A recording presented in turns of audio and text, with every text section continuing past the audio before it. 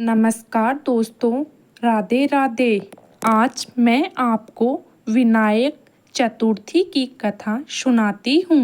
पौराणिक कथा के अनुसार एक बार भगवान शिव तथा माता पार्वती नदी के किनारे बैठे थे।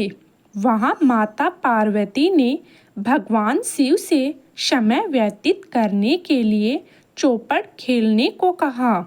शिव चौपड़ खेलने के लिए तैयार हो गए, परंतु इस खेल में हार जीत का फैसला कौन करेगा, यह प्रश्न उनके समक्ष उठा।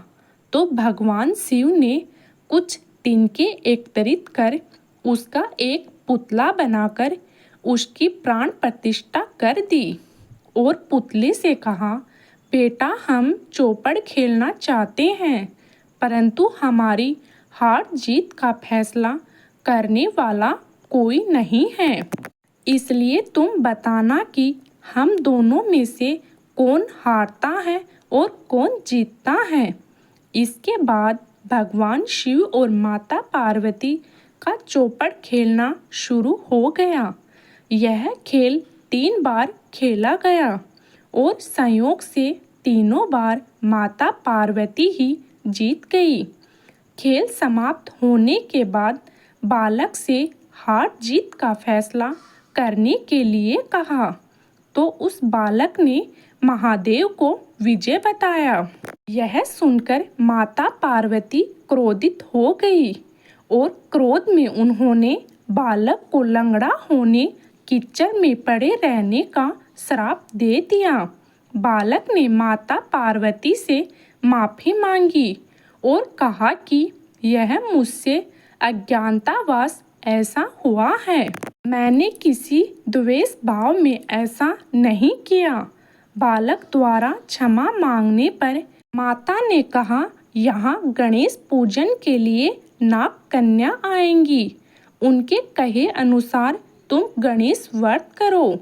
ऐसा करने से तुम मुझे प्राप्त करोगे। यह कहकर माता पार्वती शिव के साथ कैलाश पर्वत पर चली गई।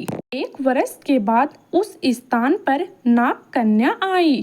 तब नाग कन्याओं से श्री गणेश के व्रत की विधि मालूम करने पर उस बालक ने 21 दिन लगातार गणेश जी का व्रत किया। उसकी आराधना से गणेश जी प्रसन्न हुए। उन्होंने बालक को मनोवांछित फल मांगने के लिए कहा। उस पर उस बालक ने कहा, हे विनायक, मुझ में इतनी शक्ति दीजिए कि मैं अपने पैरों से चलकर अपने माता पिता के साथ कैलाश पर्वत पर पहुंच सकूं। वे यह देखकर प्रसन्न हो। तब बालक को वरदान देकर श्री गणेश अंतर्ध्यान हो गए। इसके बाद वह बालक कैलाश पर्वत पर पहुंच गया और कैलाश पर्वत पर पहुंचने की अपनी कथा उसने भगवान शिव को सुनाई। चौपड़ वाले दिन से माता पार्वती जी शिव जी से विमुक्त हो गई थी। अतः देवी के रूठ होने पर भगवान शिव ने भी बालक के बताए अनुसार 21 दिनों तक श्री गणेश का व्रत किया। इस व्रत के प्रभाव से माता पार्वती के मन से भगवान शिव के लिए जो नाराजगी थी वह समाप्त हो गई। तब यह व्रत विधि भगवान शंकर ने माता पार्वती को बताई। यह सुनकर माता पार्वती ने मन में भी अपने पुत्र कार्तिकेय से मिलने की इच्छा जागृत हुई। तब माता पार्वती ने भी 21 दिन तक श्री गणेश का व्रत किया तथा दुर्वा फूल लड्डुओं से गणेश जी का पूजन अर्चन किया। व्रत के 21वें दिन कार्तिकेय स्वयं माता पार्वती जी से आ मिले।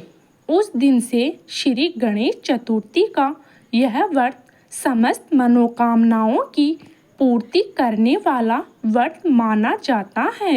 इस व्रत को करने से मनुष्य के सारे कष्ट दूर होकर मनुष्य को समस्त सुख सुविधाएं प्राप्त होती हैं। गणेश जी की जय हो। अगर आपको मेरे द्वारा सुनाई गई कथा अच्छी लगे तो कमेंट तथा लाइक जरूर करें और सब्सक्राइब करना न भूलें। धन्यवाद।